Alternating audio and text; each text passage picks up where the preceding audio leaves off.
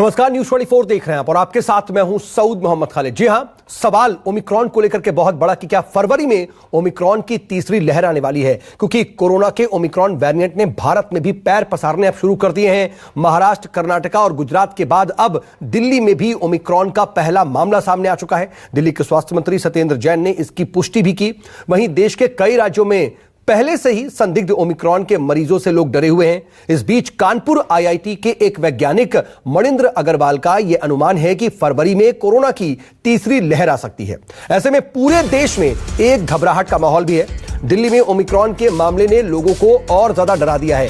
और आप ये तस्वीर ये इस वक्त की अपडेट जान लीजिए कि दरअसल दिल्ली में भी, राजधानी दिल्ली में भी ओमिक्रॉन की दस्तक हो गई है और अब पूरे देश में कुल 5 ओमिक्रॉन मरीजों की पुष्टि हो चुकी है। कर्नाटक, मुंबई, गुजरात और उसके बाद अब दिल्ली में भी एक केस पाया गया है। कुल 5 केसेस हैं। दिल्ली में 1, कर्नाटक में 2, मुंबई में 1 और गुजरात में 1। लेकिन इसके अलावा कुछ संदिग्ध मरीज भी हैं कई प्रदेशों में, महाराष्ट्र, दिल्ली, राजस्थान और कर्नाटक। साथ ही तमिलनाडु में भी कुछ ऐसे मरीज हैं जो कि ओमिक्रॉन से संक्रमित हो सकते हैं।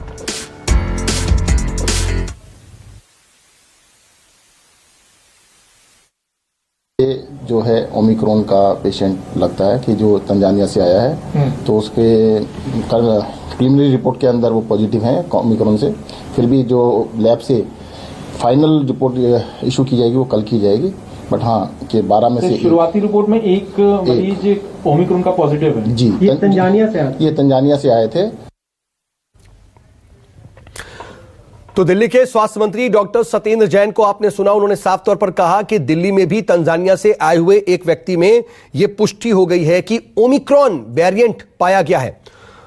पूरे देश में कोरोना के नए वेरिएंट को लेकर के एक तरीके से घबराहट का माहौल है और इस घबराहट को दूर करने के लिए और आप ओमिक्रॉन से मजबूती से कैसे लड़ पाए, इसके लिए हम कोशिश करेंगे आप तक सही जानकारी और डॉक्टरों की सलाह दिलवा करके।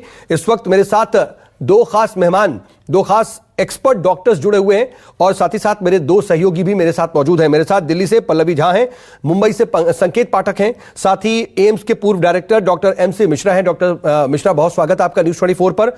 और डॉक्टर मनोज कुमार मेरे साथ सीनियर डायरेक्टर हैं मैक्स हॉस्पिटल के, आपका भी बहुत स्वागत डॉक्टर कुमार। मैं आपको के पास आऊं, लेकिन सबसे पहले पल्लवी, मैं आपका रुख करना चाह रहा हूं क्योंकि अभी तक तो LNJP में कई मरीज भर्ती थे, उनके जीनोम सीक्वेंसिंग के रिपोर्ट का इंतजार हो रहा था, लेकिन कम से कम अब यह साफ हो गया है कि दिल्ली में भी एक मरीज में ओमिक्रॉन के वायरस हैं।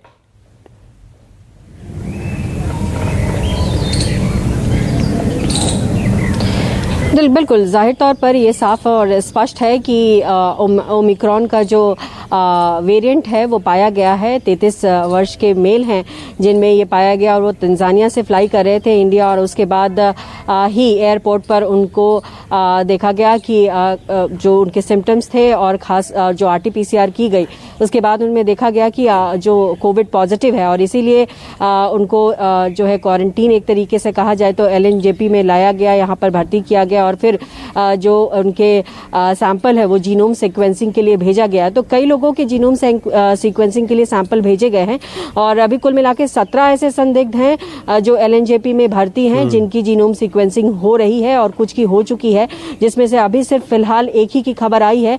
जैसे जैसे जीनोम सीक्वेंसिंग के रिजल्ट सामने आएंगे वैसे वैसे स्पष्ट होगा कि दिल्ली में और कितने ऐसे मामले हैं। लेकिन देखिए, जाहिर तौर पर चिंता की बात इसलिए है क्योंकि धीरे धीरे ये पांव पसारता जा रहा है। अलग अलग राज्यों से ऐसे खबर भी आने लगी है कि कई संदिग्ध हैं। हालांकि अभी तक पुष्टि नहीं हुई है क्योंकि एयरपोर्ट पर ही जिस तरीके से संदिग्ध मिल रहे हैं, यहाँ पर अब जब हम संदिग्ध कह रहे हैं तो जो हाई रिस्क कंट्रीज है वहां से आने वाले लोगों की जब चेकिंग चल रही है और तब देखा जा रहा है कि कोविड पॉजिटिव है, तब उनको माना जा रहा है कि संदिग्ध हो सकते हैं। तो ऐसे में इस वक्त अगर बचाव की बात की जाए साउथ, तो देखिए बचाव तो इस वक्त जो पहले प्रोटोकॉल था उसी को फॉलो करना होगा और साथ ही साथ बड़े लेवल पर सीक्वेंसिंग, जीनोम सीक्वेंसिंग करने की ज्यादा जरूरत है ताकि पता लग पाए कि ये वेरिएंट किन किन राज्यों में और किन किन इलाकों में हो सकता है। और उसके साथ ही डॉक्टर सत्येंद्र जैन ने इसके अलावा और क्या जानकारी दी, क्योंकि लगातार पत्रकार उनसे पूछ रहे थे कि अब कितना डर बन सकता है, किस तरीके के आगे कदम उठाए जाएंगे सरकार की तरफ से, क्या उन्होंने जानकारी दी?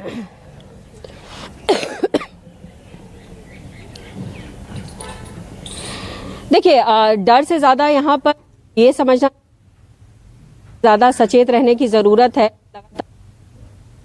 यही सत्येंद्र जैन का भी इशारा। देखिए की जाए तो ठीक है पल्लवी, कुछ आपकी ऑडियो ब्रेक हो रही है, मैं दोबारा आपके पास आने की कोशिश करूंगा। जल्दी से संकेत का रुख कर लेते हैं। संकेत, मुंबई में भी एक मरीज की पुष्टि हो चुकी है जिसमें ओमिक्रॉन का वेरिएंट है। इसके अलावा वहां पर कितने संदिग्ध मरीज हैं और क्या स्थिति है, क्या स्टेप्स लिए गए अभी तक सरकार के स्तर पर?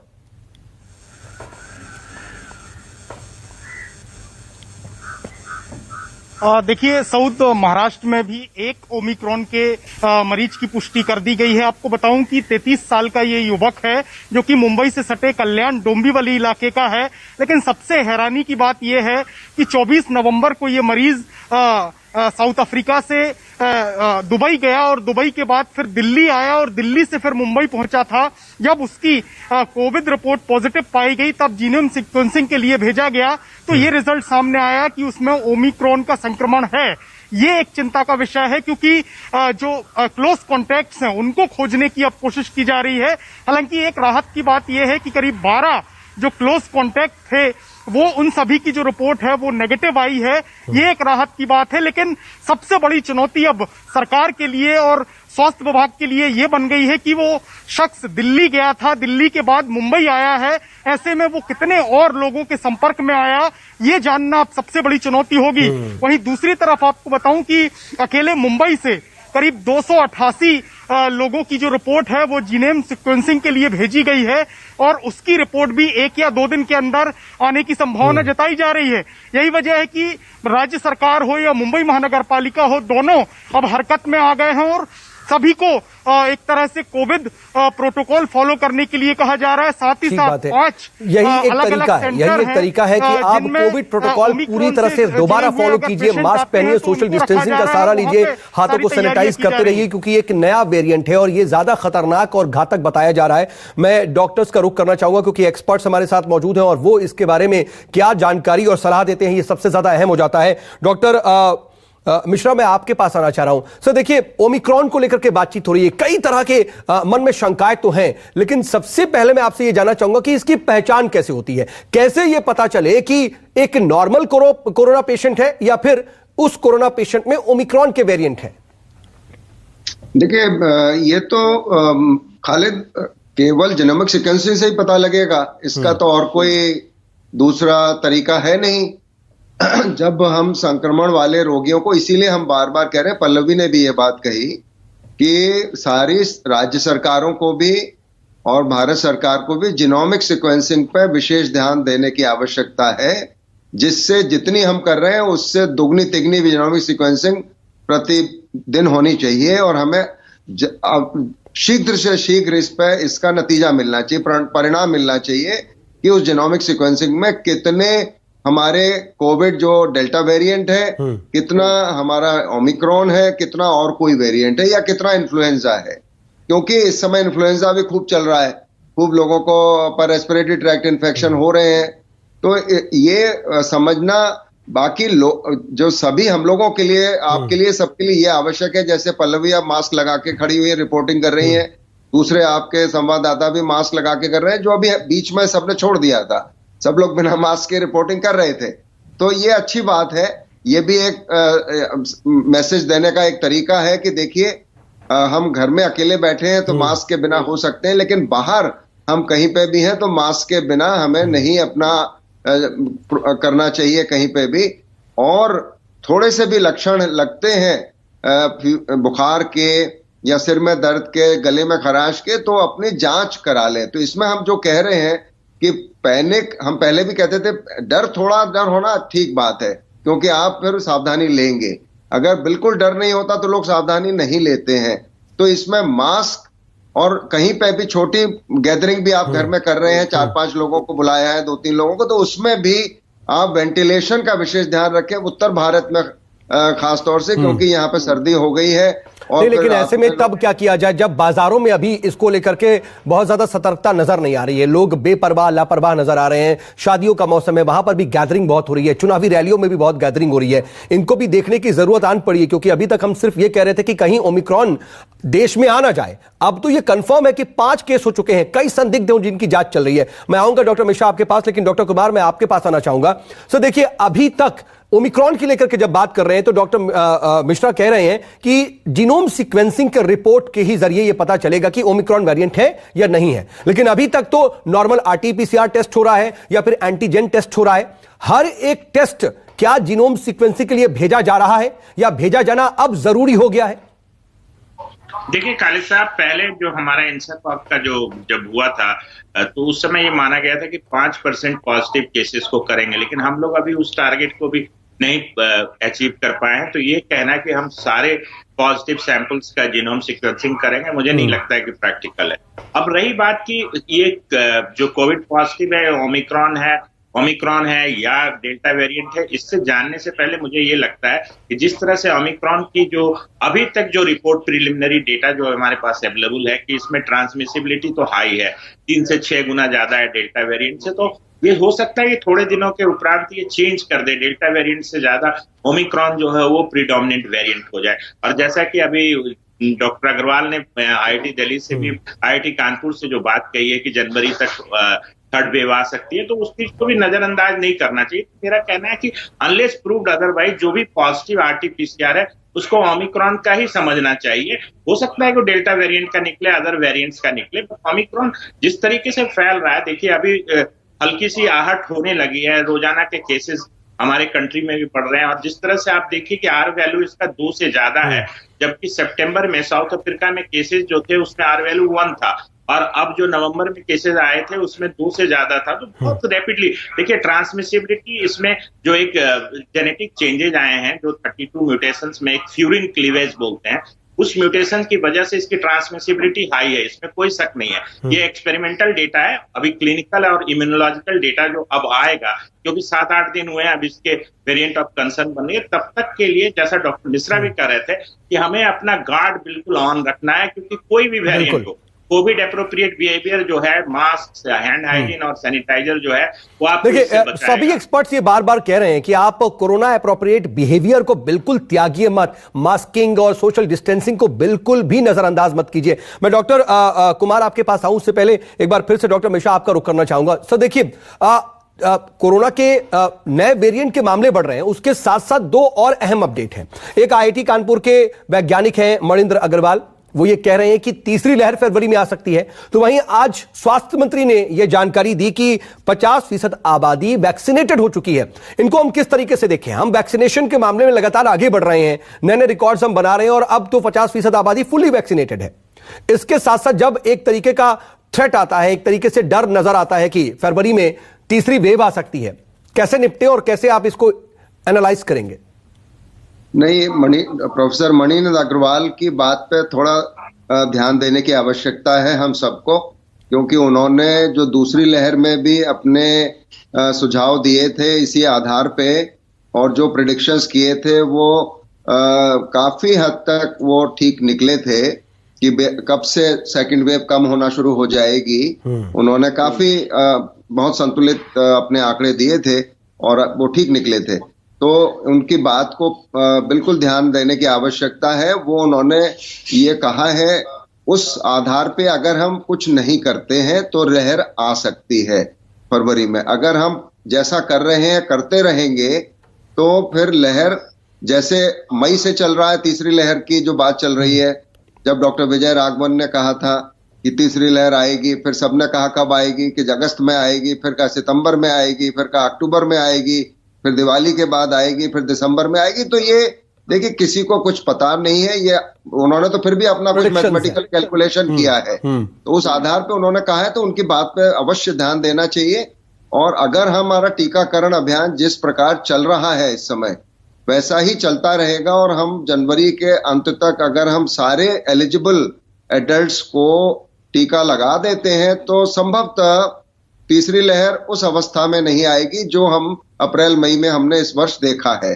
तो लेकिन उनको उनकी बात पे बिल्कुल ध्यान देने की आवश्यकता है। मैं समझता हूं कि उसको गंभीरता से लेना चाहिए सरकार को भी, क्योंकि वो काफी अच्छे वैज्ञानिक हैं और इस बीच स्वास्थ्य मंत्री जो जानकारी दे रहे हैं फुली वैक्सीनेशन लोगों के बारे में, उसको कितना हम संतोषजनक मान सकते हैं या कितना पॉजिटिव अप्रोच के तौर पर देख सकते हैं इसे? नहीं, वो अगर वो कह रहे हैं तो वो ठीक ही कह रहे हैं, और वैक्सीनेशन ही हमको बचाए हुए है और वैक्सीनेशन ही हमको बचाएगा। ओमिक्रॉन के अगेंस्ट भी वैक्सीनेशन ही बचाएगा। और इसमें और भी बातें आई हैं अभी, हालांकि पूरी तौर से वैज्ञानिकों ने ये नहीं कहा है कि ओमिक्रॉन पूरी तौर से सुरक्षित रहेगा, वैक्सीन उसके अगेंस्ट रहेगी, लेकिन जैसे डेल्टा वेरिएंट के अगेंस्ट हमारी कोवैक्सीन 50% असरदार थी, जो लांसेट में पब्लिश हुआ है डेटा उसके आधार पे। तो अगर हम ये भी माने तो देखिए, यंग लोग हैं उनमें माइल्ड सिम्टम्स हो रहे हैं, साउथ अफ्रीका दक्षिण अफ्रीका में भी हो रहे हैं, और अभी दक्षिण अफ्रीका में लगभग 1 महीना हो रहा है जब हमको ओमिक्रॉन की जानकारी मिली। करीब 9 नवंबर को पहला केस वहां को हुआ था, ऐसा 9 नवंबर को हुआ था, तो लगभग आज 5 दिसंबर हो गई। तो ऐसा वहां पे कोई बहुत ज्यादा बढ़ाव नहीं हुआ है, और कुल अभी तक दर्ज 227 मामले हैं। जी बिल्कुल। हाँ, और भारत में अब हम 5 कहें 7 कहें, देखिए लोग तो अभी होंगे और ज्यादा होंगे। अगर जीनोमिक सीक्वेंसिंग से पता लगेगा तो ओमिक्रॉन वाले भी ज्यादा निकलेंगे, लेकिन माइल्ड डिजीज कर रहा है और संक्रमित ज्यादा अवश्य कर रहा है, आर फैक्टर इसका ज्यादा है, लेकिन इसकी जो गंभीरता है उतनी नहीं देखी गई। दक्षिण अफ्रीका में भी जो दक्षिण अफ्रीका मेडिकल एसोसिएशन के डॉक्टर्स ने बताया है कि बहुत गंभीर मरीज हमारे पास रोगी नहीं आ रहे हैं, इसके मृत्यु दर भी नहीं बढ़ी है, लेकिन आने वाले 2 हफ्ते सभी के लिए चिंताजनक है। बिल्कुल, अभी तक तो इसने बहुत ज्यादा परेशान नहीं किया है, लोगों में तेजी से स्प्रेड तो हो रहा है, लेकिन आने वाले वक्त में ये किस तरह का रिएक्शन देगा ये नहीं कहा जा सकता। पल्लवी, मैं इसी पर आपके पास आना चाह रहा था कि अभी जो विदेशों में ओमिक्रॉन वेरिएंट के असर देखे जा रहे हैं, माइल्ड सिम्टम्स वगैरह, देश में जितने भी मरीज हैं उनमें क्या असर देखे जा रहे हैं, क्या सिम्टम्स हैं, और क्या ये कुछ बदलाव भी देखे जा सकते हैं आने वाले वक्त में इसमें?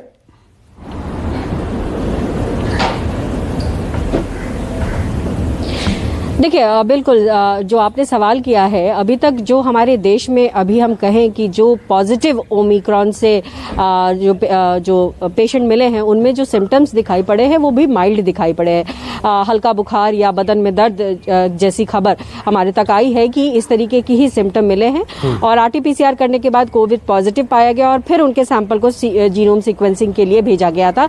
तभी ये कंफर्म हुआ कि ओमिक्रॉन के वेरिएंट से संक्रमित ऐसे लोग पाए गए हैं। तो फिलहाल जहां से भी जानकारी आ रही है, और डॉक्टर साहब दोनों जो बता भी रहे हैं कि ट्रांसमिसिबिलिटी काफी ज्यादा है, लेकिन जहां तक सीवीआरटी की बात है तो सीवीआरटी को लेकर के अभी अलग अलग कंट्रीज से भी ऐसी कोई खबर नहीं आई है जिसमें यह देखा गया हो कि पेशेंट की डेथ रिपोर्ट हुई हो।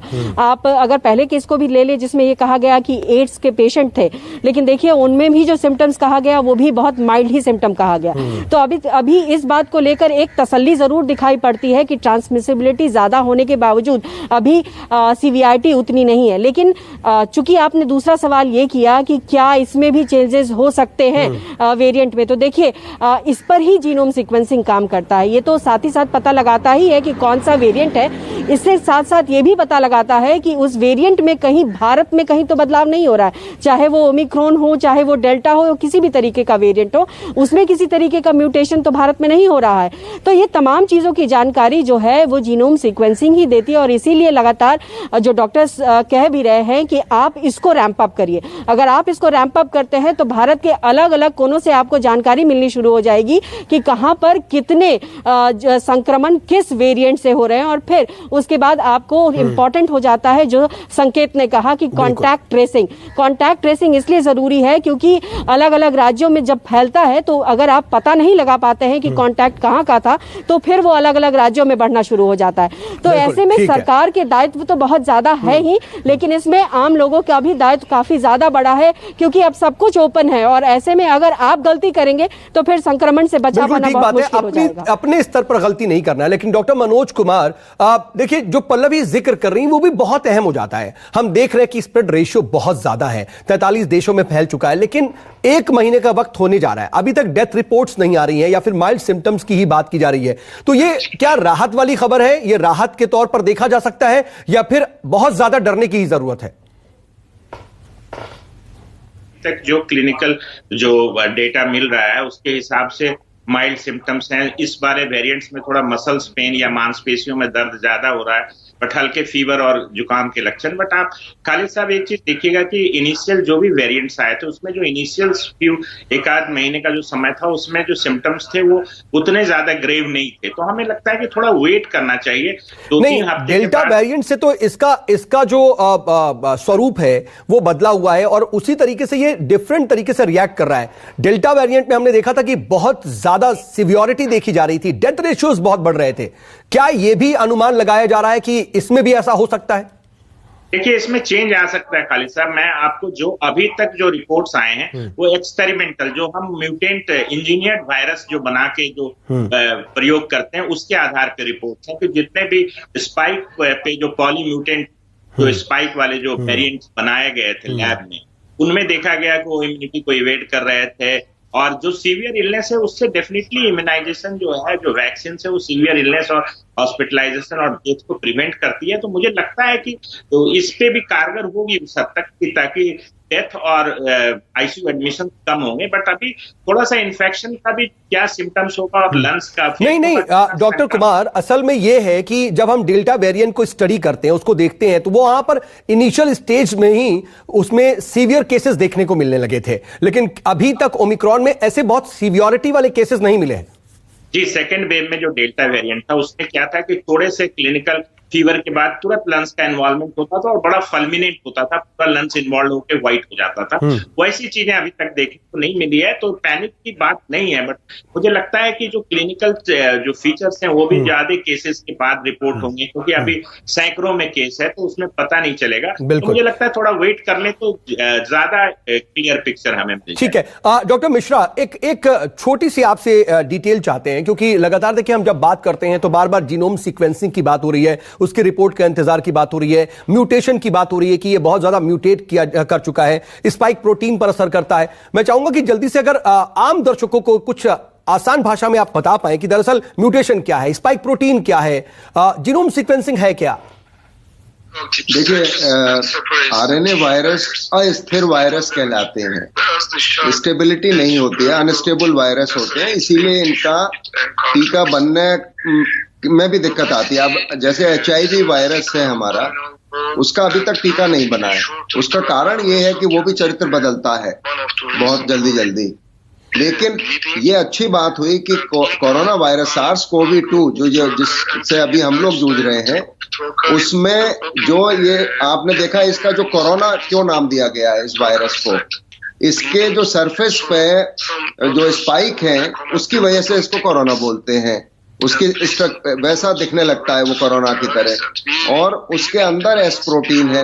इसमें जो अभी तक जो बदलाव होते थे वो जो एन टर्मिनल डोमेन है स्पाइक प्रोटीन में, उसमें हो जाते थे। तो एक एन टर्मिनल हट के दूसरी जगह चला गया तो वो थोड़ा सा मामूली सा उसमें बदलाव आता था चरित्र में। इसमें एस प्रोटीन में भी बदलाव आया है, और 30 कोई कह रहा है, कोई कह रहा है 50 इसमें बदलाव आए हैं। तो इसलिए इसको साउथ अफ्रीका ने WHO को नोटिफाई किया कि ये हमें एक इसमें भिन्न तरह का एक म्यूटेशन आया है। जैसे अभी आप देखिए पूरे दुनिया में 100 से अधिक देशों में डेल्टा वेरिएंट ही प्रीडोमिनेंट है इस समय भी, आज की तारीख में, भारत में भी और दूसरी जगहों पे भी। लेकिन इसमें चूंकि इन्होंने बिल्कुल पूरा बदलाव देख लिया, पूरा चरित्र बदला, तो थोड़ा कंसर्निंग था, और WHO ने भी इसीलिए इसको चिंताजनक बताया, वेरिएंट ऑफ कंसर्न बताया। और अभी भी WHO ने कल भी जो ये कहा है कि देखिए अभी हम पे पूरा एपिडेमियोलॉजिकल डेटा नहीं आया है। ठीक है डॉक्टर मिश्रा, मैं आऊंगा आपके पास, लेकिन आपके पीछे कुछ ऑडियो भी प्ले हो रही है, वो भी लगातार इको कर रही है, उस वजह से थोड़ी सी आपकी बात भी समझ में नहीं आ रही थी। हम आपके पास दोबारा आने की कोशिश करेंगे।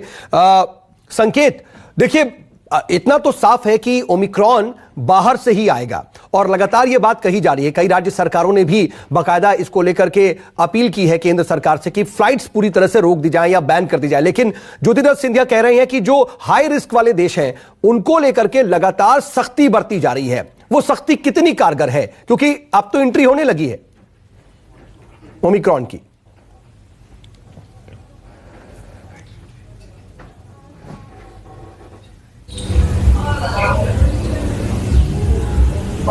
जो वेरिएंट है वो लगातार फैलता जा रहा है और विदेशों से जो यात्री आ रहे हैं उनकी जांच करना, उनकी सख्ती जरूरी है। इसको लेकर महाराष्ट्र सरकार ने अपनी तरफ से कुछ गाइडलाइंस बनाई थी, लेकिन केंद्र सरकार ने कहीं ना कहीं महाराष्ट्र सरकार को फटकार लगाते हुए उन गाइडलाइंस में कुछ बदलाव किया। पहले करीब 14 दिन का इंस्टीट्यूशनल क्वारंटीन था, लेकिन उसको कम करके अब सिर्फ 7 दिन का इंस्टीट्यूशनल क्वारंटीन कर दिया गया है। साथ ही साथ आपको बताऊं कि अगर रिपोर्ट नेगेटिव आती है तब भी उन यात्रियों को 7 दिन इंस्टीट्यूशनल क्वारंटीन में रहना होगा। वहीं दूसरी तरफ लगातार जो कॉन्टैक्ट ट्रेसिंग की बात आ रही है वो भी धीरे धीरे अब बढ़ाई जा रही है, लेकिन एयरपोर्ट पे जो सबसे ज्यादा खतरनाक वेरिएंट को ओमिक्रॉन को माना जा रहा है, उससे जुड़े जितने भी देश हैं उनकी जांच सबसे ज्यादा अहम है। लेकिन उन कंट्रीज को भी अब कम करके सिर्फ जो 6 या 7 हाई रिस्क वाली कंट्रीज हैं उन्हीं पर ही ज्यादा निगरानी रखी जा रही है, क्योंकि केंद्र सरकार ने इन गाइडलाइंस में बदलाव करवा दिया है। लेकिन कहीं ना कहीं जरूरी है कि सिर्फ इन 6-7 कंट्रीज ही नहीं, करीब 40 से ज्यादा ऐसे देश हैं जहां पर ओमिक्रॉन का जो वेरिएंट है वो मिल चुका है, उनकी जांच और उनकी सख्ती भी बेहद जरूरी है। इसको लेकर के भी लगातार समीक्षा करने की जरूरत है और उसके हिसाब से स्टेप्स और गाइडलाइंस जारी करने की जरूरत है। संकेत और लग रहा है, देखिए सरकार भी लगातार इस स्तर पर काम कर भी रही है, लेकिन इन सब के बीच 2 स्थिति देखने को मिल रही है। बहुत ज्यादा सीवियर केस नहीं है, डेथ रेट अभी तक रिकॉर्ड नहीं की जा रही है, ये राहत की बात है। लेकिन आने वाले वक्त में ये किस तरीके से रिएक्ट करेगा ये कहना मुश्किल है। आप सभी मेरे साथ जुड़े इसके लिए आपका बहुत बहुत शुक्रिया। एक छोटा सा ब्रेक, बने रहिए न्यूज़ 24 के साथ। नमस्कार, मैं हूं मानक गुप्ता। अगर आपको हमारा ये वीडियो पसंद आया हो तो इसे लाइक और शेयर जरूर करें, और हां, हमें सब्सक्राइब और फॉलो करना ना भूलें ताकि आप देश और दुनिया की कोई खबर मिस ना करें। तो जुड़े रहिए हमारे साथ और देखते रहिए न्यूज़ 24।